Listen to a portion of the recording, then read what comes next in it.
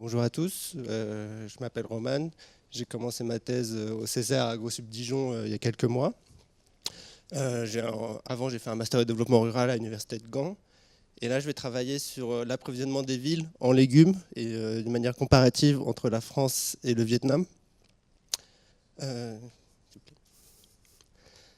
vais travailler sur un concept qui s'appelle le food shed qui a émergé aux États-Unis avant la Deuxième Guerre mondiale où il était parti de l'observation qu'il y avait une plus grande déconnexion entre les consommateurs urbains et leur baisse de connaissances sur comment la nourriture qu'ils consommaient était produite et comment était approvisionnée sur eux.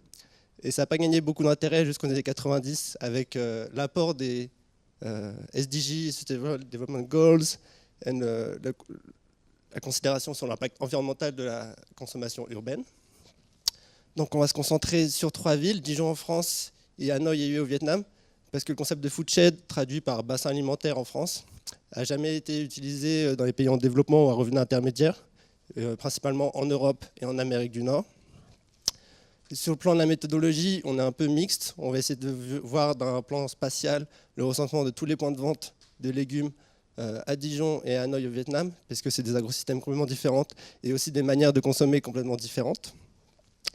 Et de ce point-là, on va commencer à travailler l'enquête sur les chaînes d'approvisionnement avec des entretiens qualitatifs et différents acteurs au long de la chaîne.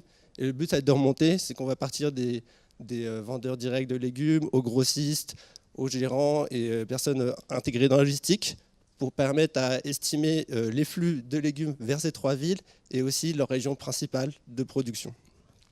Et l'objectif, c'est donc de voir et de comparer le concept de food shed et de bassin alimentaire sur ces 3 villes avec ces contextes différents. Et l'objectif parfait serait aussi de vérifier et de déterminer des limites d'un ensemble city, ville et urbain avec un ensemble périurbain et un agrosystème local qui pourrait permettre d'avoir une autosuffisance théorique des villes. Merci.